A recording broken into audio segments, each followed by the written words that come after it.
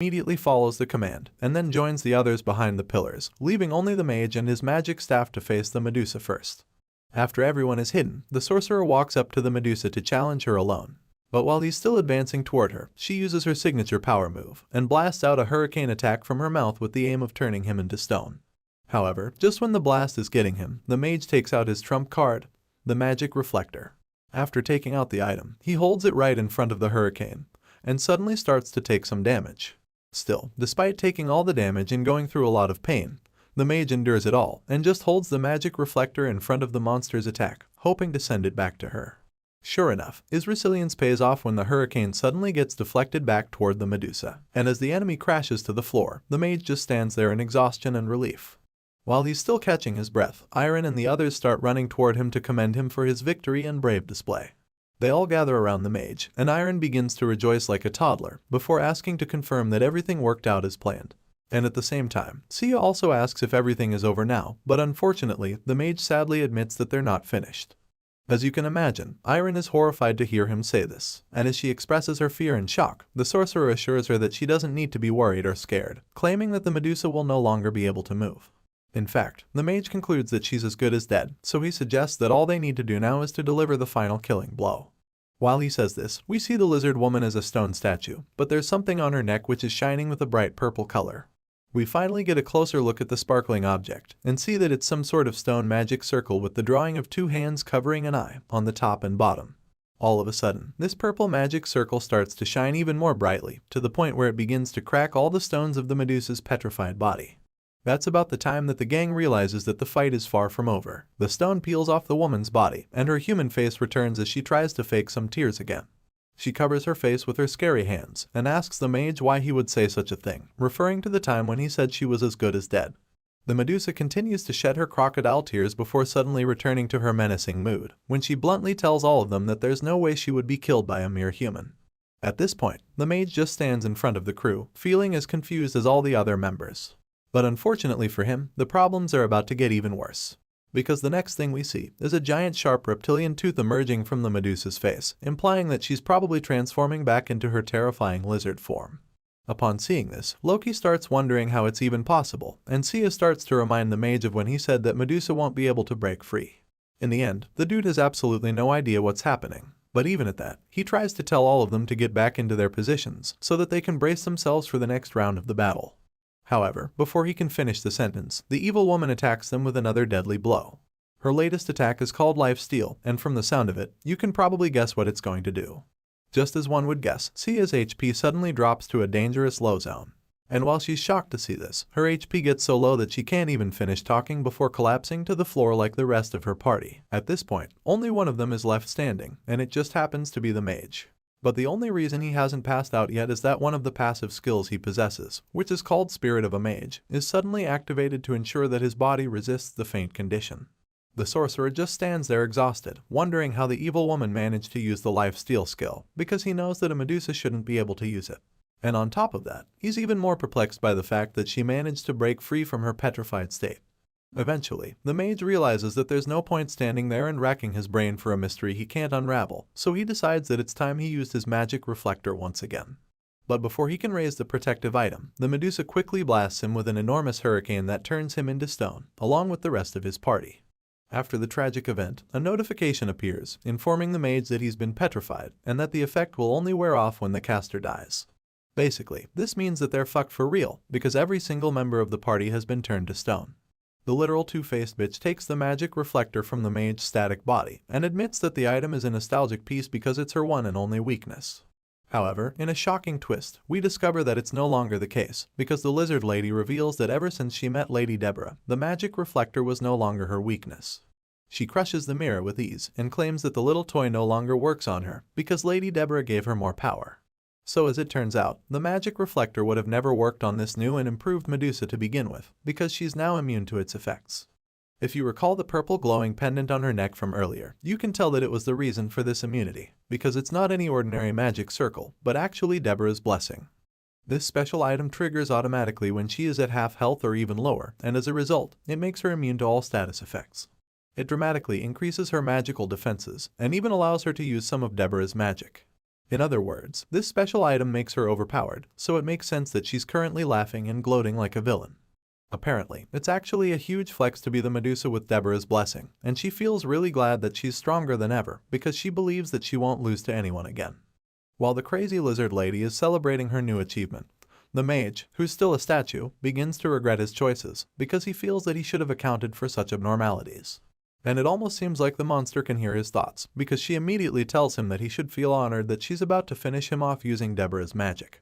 And without skipping a beat, she starts to form a huge ball of energy in her hand, ready to hurl it at the adventurers at any given moment. The dark ball continues to grow larger until it's so big that it covers the sky above them. She reveals the name of this skill to be the Dark Moon and hurls it towards the incapacitated adventurers.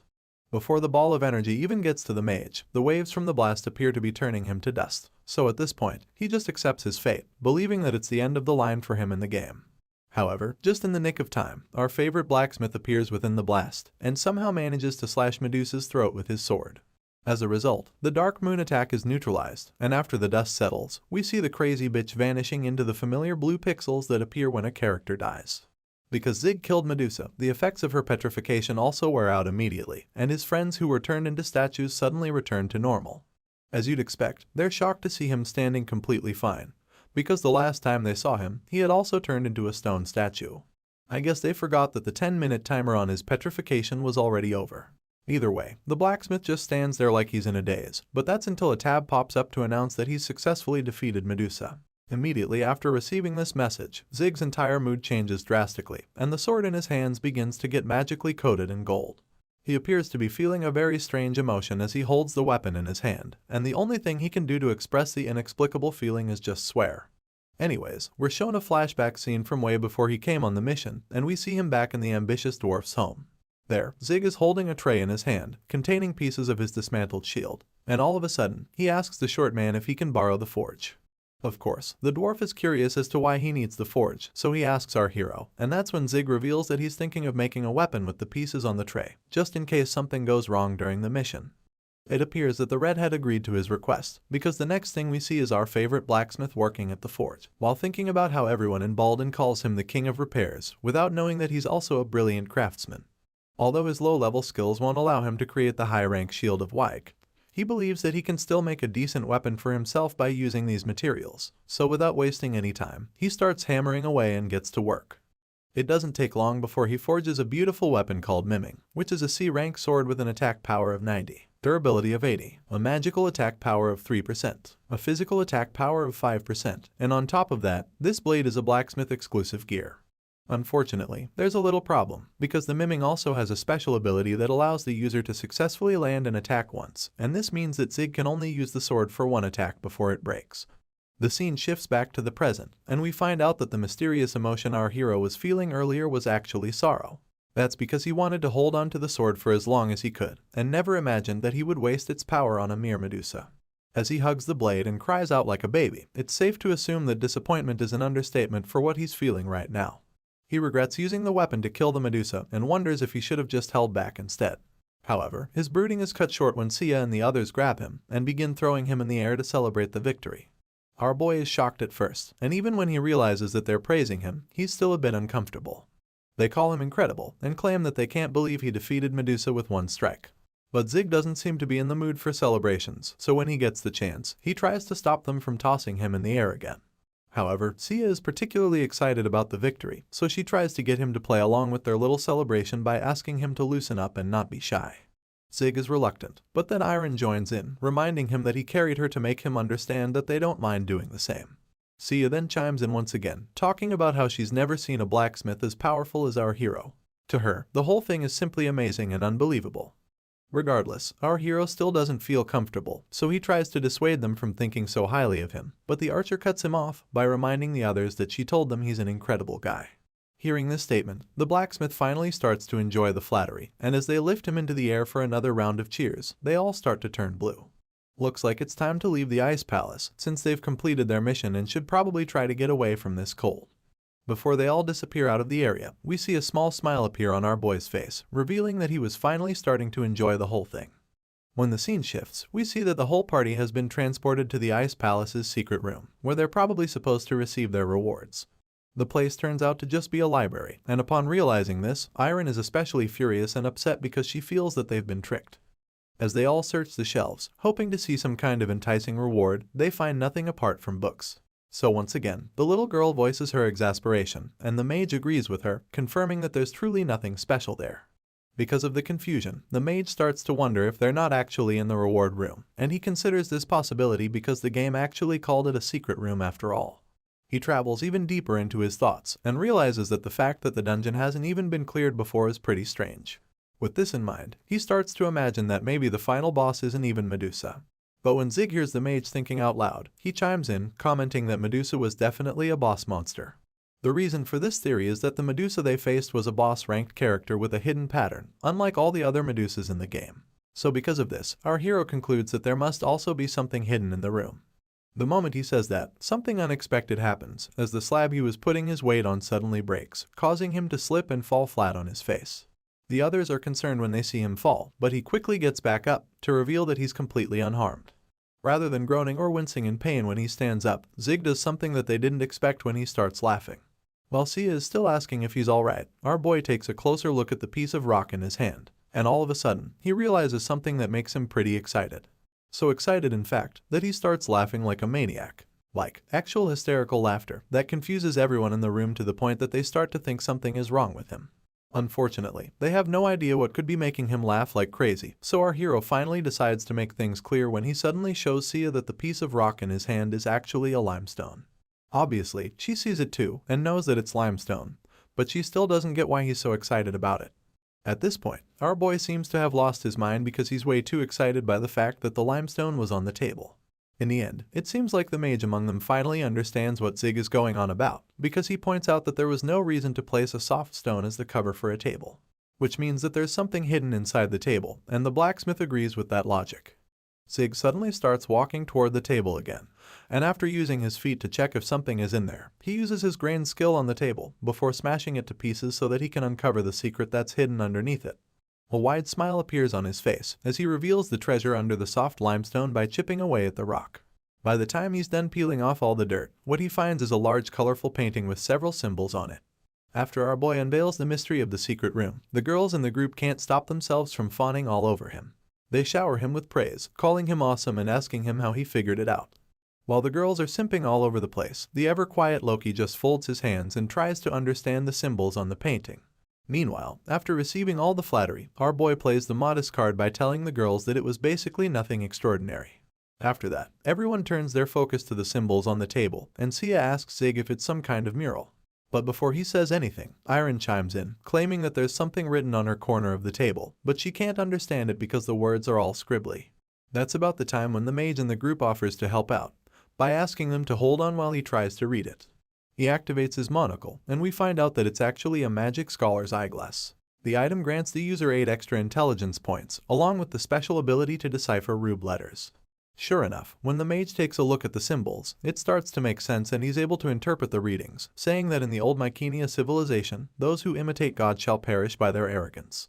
He continues to read, and next, the texts tell him to go back to where the clock stopped at 7:28, exactly when the aerial fortress fell, and set foot into the world of the past. Unfortunately, before he can make any sense out of the texts, the clock in the room rings all of a sudden, startling the entire party. But then, before they can recover from that shock, another surprise pops out of nowhere. All of a sudden, the ground starts to shine brightly as a golden magic circle appears beneath them. The light is so blinding that Zig tries to cover his eyes, but even while he's doing that, he quickly identifies the magic circle beneath as a teleportation magic circle. While our hero and his friends are being teleported to God knows where, the scene shifts back to the real world. And of all places, we see that the focus now is Dream Max Corporation's headquarters. Inside the tall building, we see the chairman sitting comfy in his chair while appearing to be interrogating one of the workers. He asks the guy if he's sure about something, and the scared worker assures the boss that he is. The boss then admits that it's surprising that Zig and his friends found the aerial fortress in less than 2 weeks, but then he suddenly claims that he expected it. He then starts to take credit for postponing the update, stating that he made a very good decision.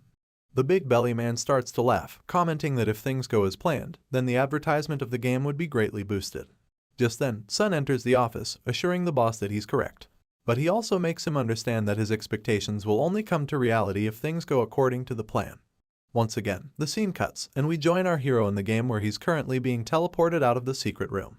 Our boy doesn't seem to know what's going on, but a tab pops up, informing them that their party, called the Sia family, has successfully cleared the Ice Palace. We finally get to see where the teleportation circle took them when another tab appears, confirming that they've been dropped in front of the aerial fortress of Mycenia. And on top of that, they're also the first people to discover the place in the entire game. That's not all though, because for this achievement, they'll be rewarded with 2,000 prestige points, along with the title of Discoverer of the Aerial Fortress. They all stare at the fortress in awe, and the mage starts to realize that their reward for clearing the Ice Palace is actually the discovery of the aerial fortress. While they're still trying to wrap their heads around the whole thing, a goat man appears in front of them, asking if they're the Sia family. All of them are reluctant to answer him due to their shock, so the goat man explains that he has come here to welcome them. Does this mean that our party has been acknowledged as some sort of special entity in this marvelous place? In the majestic Mycenia aerial fortress, we see that the goat man has taken our boy and his friends to meet the king at the royal palace. When they arrive at the gate, the escort informs the king that he's brought guests for him to see, and of course, the ruler instructs that the gate be opened to let them in. The gigantic gates begin to shine brightly as they open up, and the party members get a little worried since they have no idea what's going on. Just then, the scene shifts and the next thing we see is a very bright throne room, with guards lined up at each side of the carpet that leads to the throne. Sitting on the throne is a ghost-like man, who introduces himself to the guests as King Ivanius III of the Mycenia Kingdom. At the same time, a notification appears, revealing that this king is at level 120.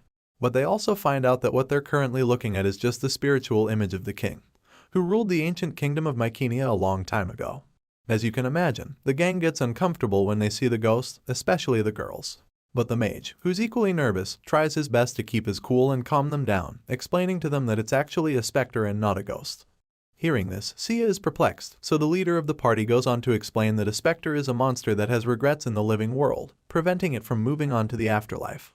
Upon hearing this, the archer flips out even more, because now she knows it's not just a ghost, but it's even a ghost-type monster. As Sia continues to panic, Iron tells her to calm down, and offers to exorcise it for her. But before she can say her incantations, the mage cuts her off and tells her to wait. King Ivanius finally gets fed up with the commotion, so he snaps his fingers to get their attention. And while the others are restraining Iron, he informs them that they're the first guests to arrive at his kingdom in 300 years. And because of this, he suggests that they calm down and at least listen to his story. The king then begins his tale, revealing that thousands of years ago, the Mycenia kingdom was prosperous. Their magic and technology helped improve the world, and thanks to this technology, the kingdom was ruled in peace. However, the problem was that their technology was too advanced, and this resulted in the kingdom being trampled over for violating the realm of the gods. Even though they suffered the wrath of the gods, the king reveals that him and some of the people who survived fled their kingdom on the aerial fortress. However, they got stuck in the underground and ended up becoming ghosts. The visitors express their confusion about the realm of the gods, so King Ivanius reveals that his people were punished because of the chimeras they created. These hybrids and humans on animals are the new life that they created, which made the gods very angry with them. Despite all that they've suffered as a result, the king insists that they do not regret any of their actions, because he believes that if wanting to gain knowledge is a sin, then it means that the god who made man in the first place is also guilty. Ivanius doesn't regret anything, but he admits that he is resentful that something as essential as the knowledge of magic, which his people gained, would just disappear from history without a trace. The Ghost King starts to break down on his throne, so he covers his eyes to hide the tears, and begs the guests for a favor. Ivanius says that the aerial fortress is the last legacy of the Mycenia kingdom, and that he wants to rebuild the fortress to let future generations know of Mycenia's great achievements. After revealing his wish, he asks the visitors if they would help him and his people, and upon hearing this, Sia appears to be very touched. The aerial fortress restoration quest is then displayed, and we see that after the kingdom was punished by God and sent to the dark underground, Ivanius III wished for the fortress to be rebuilt so that the world can know of Mycenia, and so that he and his people can move freely to the afterlife. Sia asks the party what they should do, and Iron eagerly offers her support, claiming that she feels sorry for the king. Loki also nods in agreement, so the archer is also forced to accept the quest, even though she's not good with ghosts. Our boy Zig supports the motion as well, claiming that it's not common to come across hidden quests after all. Besides, he feels that there's a high chance this meeting could turn into a huge fight if they refuse to help. He knows Arpedia better than most, and seeing the kind of creatures they're dealing with, he knows how quickly things could go south. Not to mention, our boy is 100% certain that they'll lose if they go up against such opponents. Also, he feels that they can always give up on the quest if the reward is too small.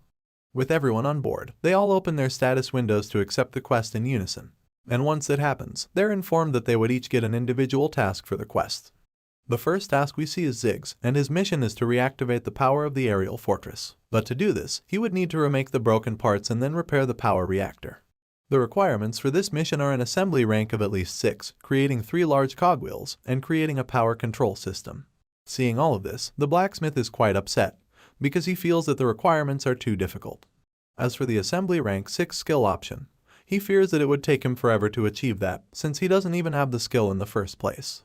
While our boy is still grumbling about his mission, Sia eagerly asks the rest of the team what they were assigned to do, informing them that her job is to go into the forest of elves to retrieve some kind of stone. Just then, the sorcerer in the group chimes in, revealing that he's been sent to draw a floating magic circle at the bottom of the fortress. And as such, he thinks that he'll need to go to Nodern's tower to learn the magic. The baby of the group doesn't seem pleased with her mission at all, because she doesn't even have any idea where Ramana is, and she's been asked to go there and bring back some holy water. Loki, on the other hand, shows zero emotions, as he informs the crew that his mission is to track down the whereabouts of Deborah. After hearing each member's individual tasks, Zig realizes that his mission is actually even easier than theirs. And while he's realizing this, they're all suddenly interrupted by the chimeras approaching them with chests. The 5 snake people line up in front of the party members, and the king informs them that the golden chests contain presents for each of the visitors. Upon receiving the gifts, the party members are very impressed, seeing how rare and solid the items are. They haven't even started the quest, and they're already receiving gifts, so it makes them all very excited, but none of them is as happy as Zig when he sees his gift. Our boy receives a Holy Rune Jacket, a C-rank item that increases the user's defense power to 75, durability to 80, finesse to 10, and stamina by 100. On top of that, it's specifically designed for production job characters only, since it's a coat that was worn by the ancient master craftsman. He almost can't believe that they're giving them such rare gifts when they haven't even cleared the quest, so it makes him wonder what their reward would be when they actually complete the mission. As he holds the rune jacket in excitement, he begins to have a strong feeling that they might have hit the jackpot with this quest. After all the minor celebrations, the mage in the group informs the king that he has a question, and Ivanius graciously gives him an audience. The sorcerer then points out how the king said that they were the first guests to visit in 300 years, so he asks Ivanius if that means that the last guest from 3 centuries ago was the witch, Deborah. Without any hesitation, the king confirms this and starts to get pissed off as he reveals that the ungrateful woman promised to rebuild the aerial fortress, but she didn't. Instead, she ran away with Mycenia's knowledge. Upon hearing this shocking revelation, the mage starts to realize why the fortress is so connected to the Ice Palace, and while he's deep in thought, our boy suddenly reveals that he also has a question for the king. Once again, Ivanius III gives his guest the floor to speak. All of a sudden, Zig asks the king what they need to do to get to the surface, and hearing this, Ivanius is dumbfounded for a while. After shooting the blacksmith with death glares, he finally admits that he doesn't know the answer to the question either. The scene shifts after Zig's slightly annoying question, and we see the party members from another party standing at the foot of a huge ice mountain on which the Ice Palace is seated. They all stare at the magnificent structure at the top, and the sorcerer informs them that there hasn't been any announcement of a perfect score in 2 weeks. Another adventurer with brown hair and a headband stands beside the mage, wondering how hard the difficulty of the mission is anyway. Their little conversation is interrupted when someone suddenly calls out to them, referring to them as strong adventurers. And when they turn to look at the person, we see that it's Legaz, the con woman, asking them if they brought their magic reflector. The headband dude asks her what she's talking about, since he has no idea why they would need to bring a magic reflector. And that's when she realizes that they haven't searched the internet for anything yet. The con artist decides to inform them that the boss they'll be facing in the Ice Palace is the infamous Medusa, and upon hearing this, the gang is shocked. The brown-haired guy, who seems to be the leader of the party, anxiously asks her why a Medusa would even be around, and starts to panic when he remembers that he doesn't even have a magic reflector. At this point, he doesn't know what he's going to do about the petrification spell, and as he continues to panic, the scammer uses the window of opportunity to make a perfect entry. Legaz suddenly interrupts his lamentations and informs him that they're going to need a merchant like her. And before she even finishes talking, she presents her items on a mat, which include magic reflectors that she claims she's selling at low price.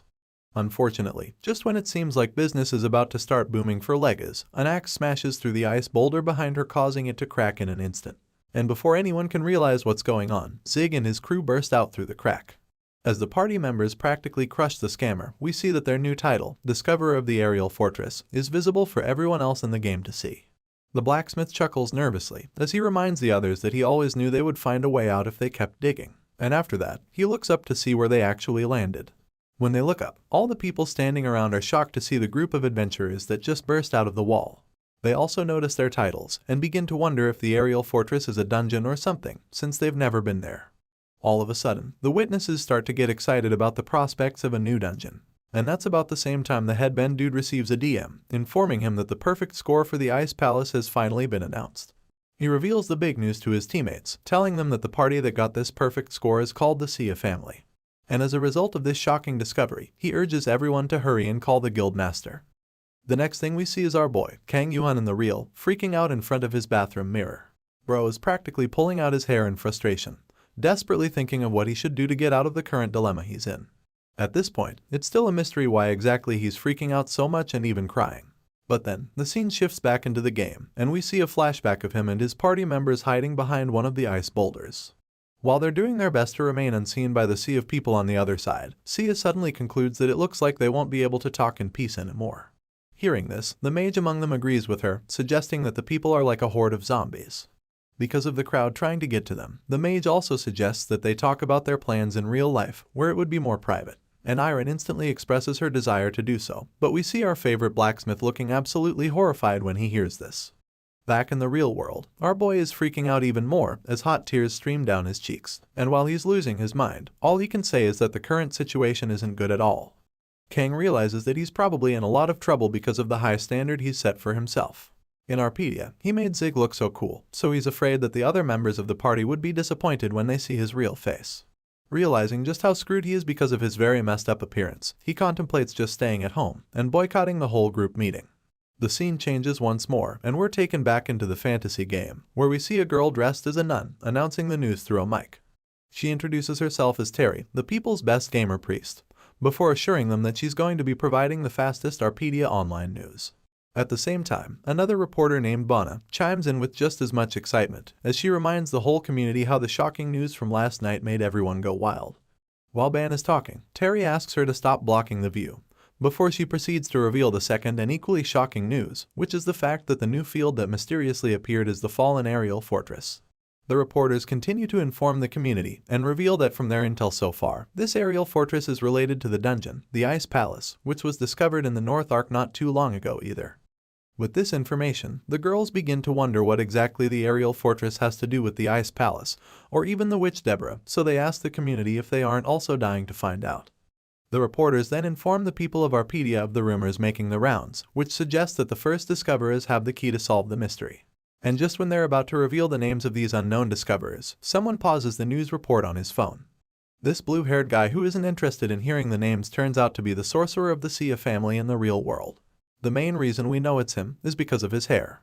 He sighs after hitting pause, and then speaks to the other members present at the table, admitting that things are going to be tough for them in Arpedia for a while. The real-life tiny girl is just as childish as she is in the game, and she's currently arguing with the leader so that he can allow her to log into the game. She feels that the people in Arpedia want them right now, and she's eager to get a taste of that celebrity life. But the more mature member of the group explains that their popularity is exactly the problem, pointing out that they're gaining way too much attention. As the girl continues to throw a tantrum, he explains that from the dungeon to the new field, all kinds of people would approach them to get information about the quests, and he reveals that they would even resort to killing them in the game if they think it's necessary. Hearing this, the little girl isn't even deterred, rather, she's even more motivated to go in, because she can't wait to show just how mad she can get. She claims that anyone can come at her, because she's going to smash them to smithereens. But as her temperature starts to go a bit too high, the real-life Sia laughs and calms her down, while revealing that the hot-headed kid's name is Yuha. The blue-haired guy is just as amused, but then he changes the topic, as he starts to wonder where Zig is, since he hasn't arrived at their party meeting. But while he's still talking, the bell on the door rings, implying that someone just walked into the diner. Sure enough, it's our boy Kang Yuan, and the moment he sees the 4 people sitting at the table, he calls out to them and nervously apologizes for arriving late. For someone who was so terrified of being seen in the real world, our boy looks pretty cleaned up. Anyway, after he joins them at the table, it doesn't take long before everyone prepares for the introductions so they can know themselves even better. All of a sudden, Yua playfully accuses someone of lying, and we see that she's referring to the blue-haired guy she calls as a big brother. She still can't wrap her head around the fact that he's the old mage in the game, and she feels like she's talking to a completely different person. The archer on the team also comments how our blacksmith has a different atmosphere from the one he gives off in the game. And upon hearing this, Bro becomes even more nervous. As if he didn't already suffer from social anxiety already, the gang focuses their attention on him, and the man even talks about how he looks skinny in the game, but looks healthy in real life. The flattery quickly gets into his head, and he starts to agree with them in his mind. He feels like he's gotten into better shape since he started going to the dojo, but he didn't expect the changes to be so noticeable. His thoughts are interrupted when the little girl among them suddenly yells out, claiming that she'll start the introductions. She reveals that her name is Yua, a third grader at Sejin High School. She also reveals that she started playing the game when she followed Charon, and now she even has a higher level than her.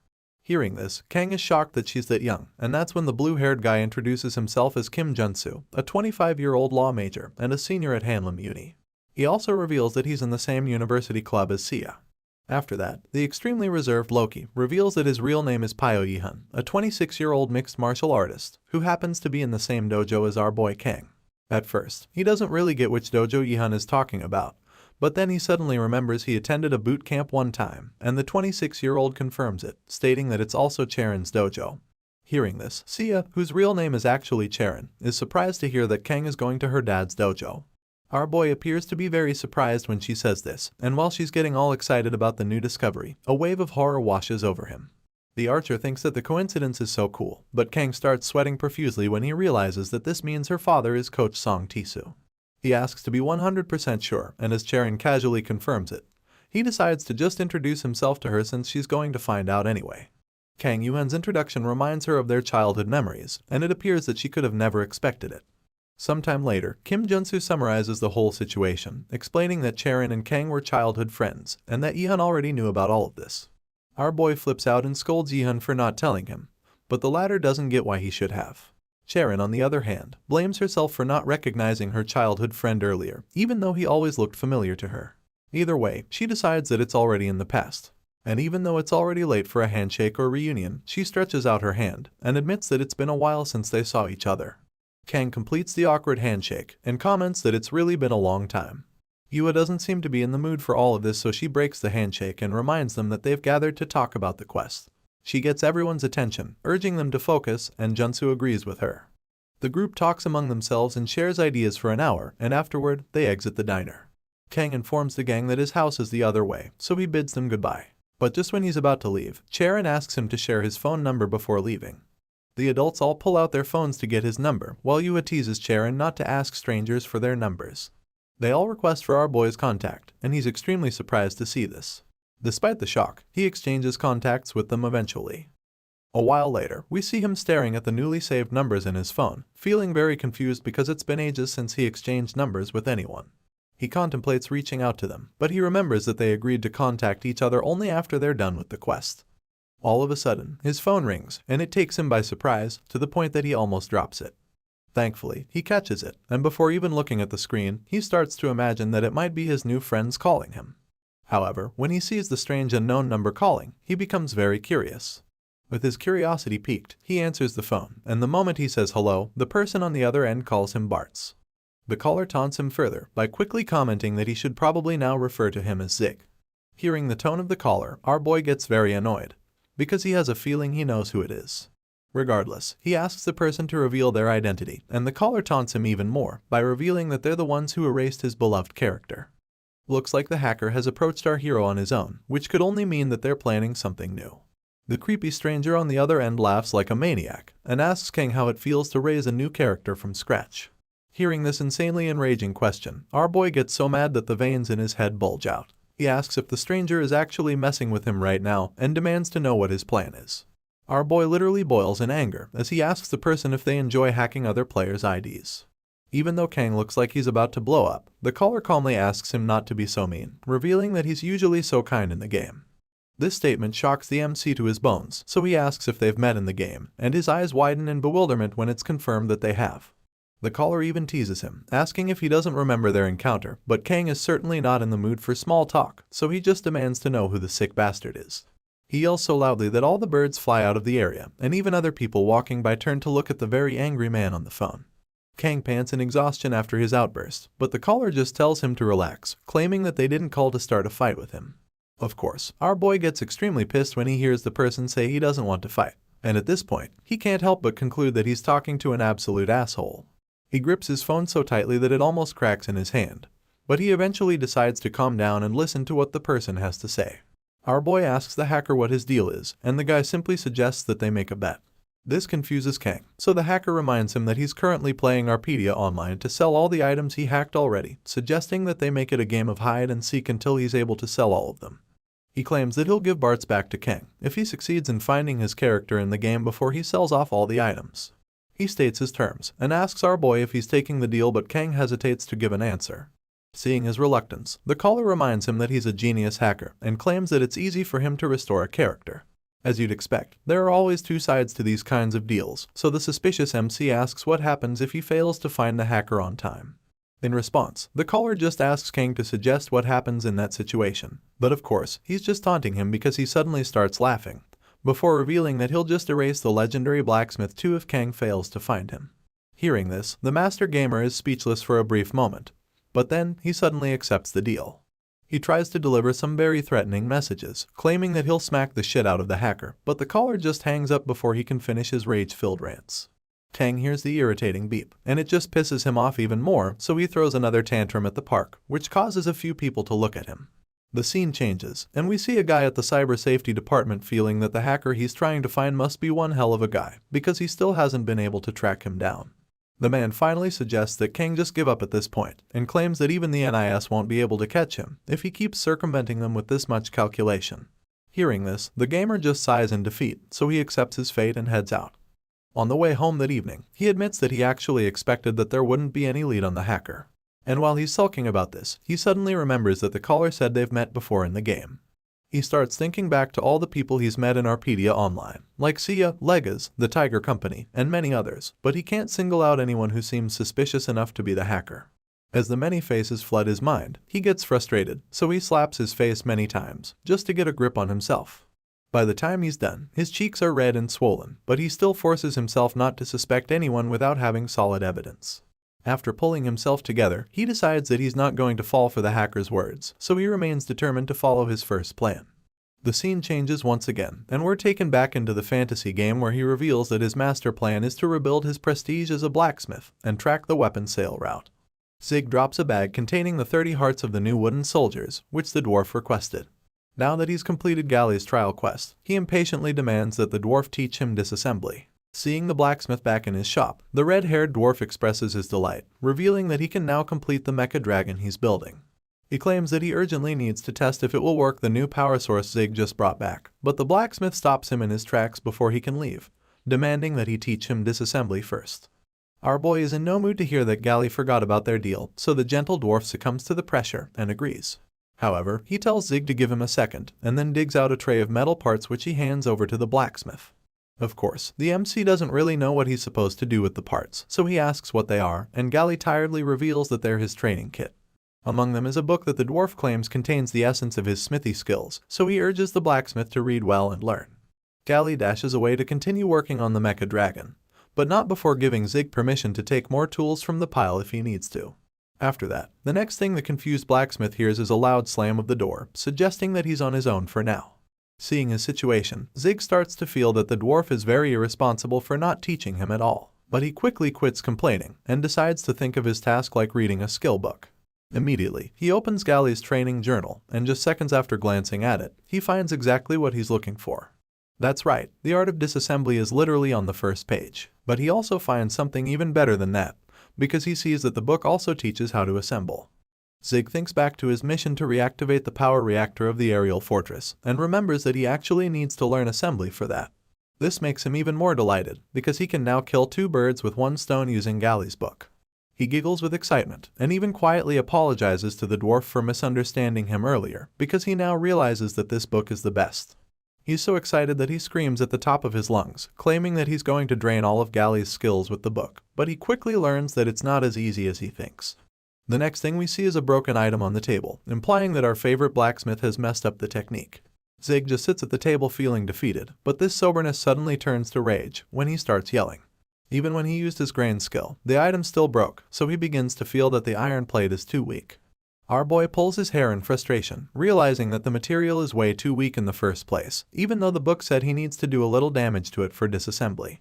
On top of that, his grain skill doesn't help him at all with assembly, so that just adds to his frustration.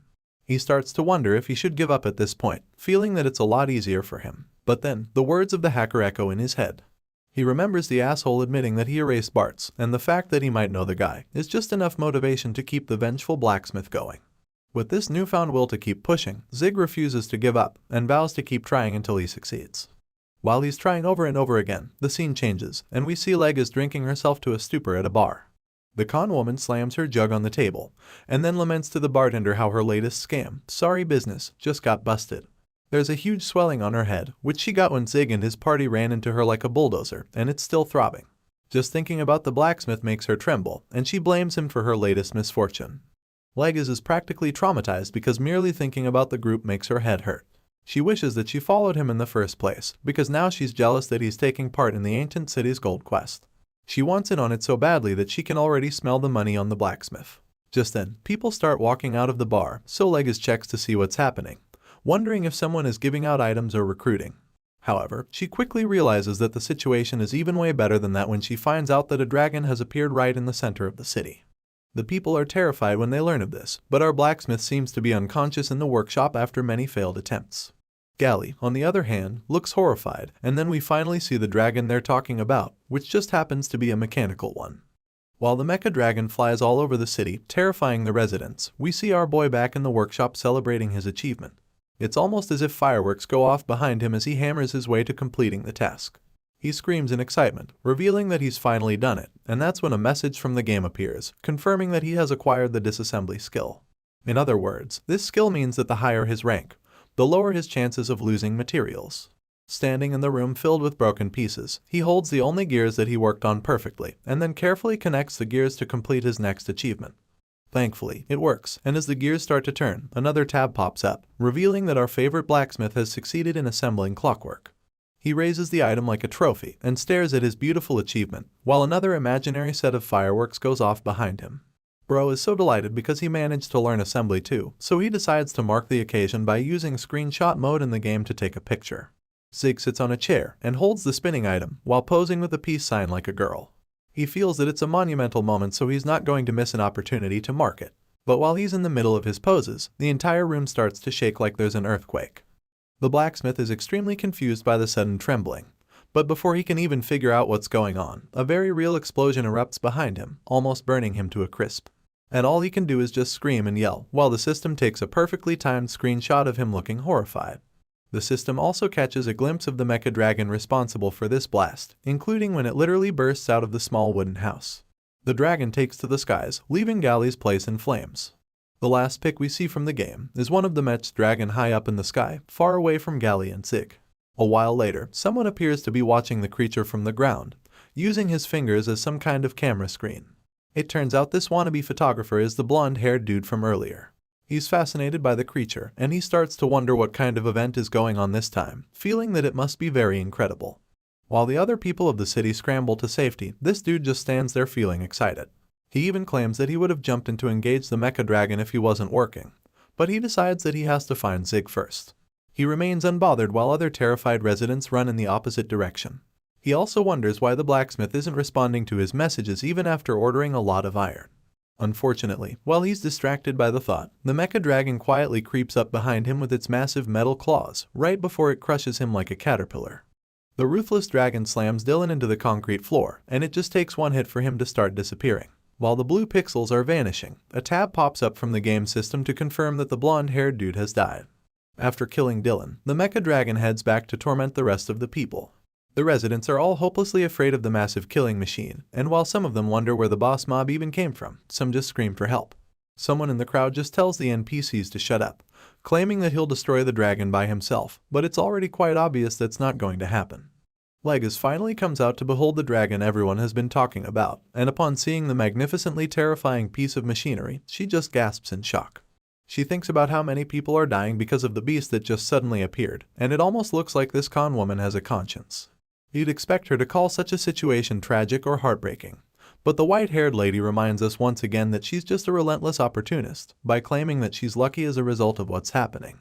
Legas' entire demeanor lights up even in the midst of the horror continuing around her, and she just goes about her business, picking up all the scattered items that she farmed. The con woman tosses them into her cart and rides around gathering item after item. From the epic one she sees in one area to something she's never seen in an auction, and even a rare unicorn cape, this lady takes them all. The scammer ties her findings in a sack, giggling gleefully and claiming that she knew coming to the North Ark was a great idea. Unfortunately, while she's gathering her spoils to load up her cart, a huge slam from behind shocks her to her bones. Legas is shocked, and the force from behind practically sends her and her items flying. Sure enough, when he turns around, she gets a close-up view of the mecha dragon that just tried to turn her into mashed potatoes. Smoke escapes from the dragon's closed mouth as it literally stares into her soul with its flaming eyes. The fact that it's so patient leaves Legas puzzled, but before she can understand what's actually happening, the mecha dragon opens its massive, teeth-filled mouth. But of course, it's not planning on biting anyone. Rather, it's just loading up a gigantic ball of fire inside its mouth, which it intends to incinerate the white-haired fraudster with. Legas just stands there, frozen in shock, wondering why the terrifying monster is even in their village. But before anyone can even think of answering her, the dragon finishes loading up its devastatingly powerful fireball, and then prepares to shoot it at her. However, just when it's about to blow her to smithereens, it starts to explode from the inside, loosening all the bolts and nuts in its body until the newly installed heart starts to spark and overheat. While all of this is happening, Legas just screams louder and louder as if her voice is going to save her or something. Thankfully, the mecha dragon blows up before it can roast the shit out of her, and then its metal corpse collapses to the floor with a loud thud. Relieved is an understatement for what the con woman feels when he sees this, because she literally just looked death in the eyes. Well, at least, death in Arpedia Online. But still, it's pretty terrifying when you're about to be smoked by a mechanical dragon, even if it's just in a fantasy game. Seeing the dead dragon at her feet, she finally catches her breath, and even starts to hiccup, to show how scared she was. The scene then changes to a more peaceful part of the town, which happens to be where the North Ark Court is located. Unfortunately, the peace doesn't last very long because, inside the courtroom, a very agitated Zig is yelling at the judge, vehemently objecting to something. It doesn't come as much of a surprise that the blacksmith and the dwarf have been accused of being responsible for the dragon's rampage. After all, the metal killing machine flew out of the house they were staying in. Anyway, our boy strongly denies any connection to the Tinkin that attacked the village. But the red-haired dwarf, Gali, on the other hand, doesn't even seem slightly bothered by the allegations. Bro is literally the most chill dwarf to ever stand trial, but the blacksmith is slamming the table, desperately trying to exonerate himself. He informs the courtroom that he's just a tourist in the North Ark, and claims that he was just in the middle of a homestay. After Zig is done shouting to make his point, Gali just calmly confirms what he's saying, and informs the courtroom that they're not colleagues. Hearing this, the blacksmith is quite surprised, so he even starts to get emotional, feeling that the dwarf is saying this to set him free. Just when our boy is about to shed an emotional tear, Gali flips the switch on him. The dwarf completes his earlier statement, claiming that there's no way he can be partners with the stupid monkey like him, before telling everyone in the court that Zig is just an errand boy. The wave of shock that hits our boy when he hears this is so strong that it could probably exorcise an evil spirit. It's almost as if his eyes and ears are deceiving him when Gali makes this statement. It doesn't end there though, because the redhead goes on to say that he should never have trusted him with the job in the first place. He basically blames our boy for what happened, claiming that the mecha dragon would have been completely fine if it weren't for him. For the first time, we actually get to see the boring dwarf get into a fight, and of all the places to have the altercation, these two suspects decide that the courtroom is the best location for it. The two go at each other with both verbal and physical attacks. Zig calls Gali a hairy-ass dwarf, and the latter hits back, calling the blacksmith a hairless monkey bastard. The judge finally has enough of their shenanigans, so he hits his gavel on the table and calls out for them to maintain order in the court. The bald judge then asks the defendant, who happens to be Gali, if he admits to collaborating with the human to create the mecha dragon, and not only destroying the town, but also causing extensive damage to the town. This question just pisses the short man even more, so he yells back at the judge, asking him what damages they're talking about. Gali then claims that there wouldn't even be any damage at all if the Union had just accepted his offer to co-produce the mecha dragon. In other words, he just blames everything on the Union, but when it looks like his temper is going overboard, even Zig grabs him and urges him to shut up. However, he just ignores the blacksmith and then addresses the entire room. He asks them if they all saw the mecha dragon in question, even though he's sure that they all did. He reminds them how they all laughed at him when he initially announced the project. Some of them even said that the dragon wouldn't even crawl, let alone fly, but now that he's proved all of them wrong, he asks them to say what the results were. The angry dwarf tells them how he was able to create such a machine with low cost and in a poor environment. Once again, he claims that the problem wouldn't even have happened if only they'd listened to him and supported him rather than using all their free time to mock him. The short man is spilling his heart out with his words, but as beautiful as they might sound, Zig just feels that he's gone nuts. And on top of that, he's now almost completely sure that they can't escape going to prison. The blacksmith even starts to feel even more sorry for himself, because, at this rate, the redhead is going to get them the life sentence for being so confident. Imagine having your character locked up for life in a fantasy game. Zig is even too weak to break free from behind bars, so he just feels that it would be better if they just kill him, so he can respawn later. However, just when it looks like they'll be sleeping in a cell that night, some of the people in the court start to see reason with the dwarf. They remember what the destructive tin can did to their Great Wall, even though it was built to withstand dragon's breath.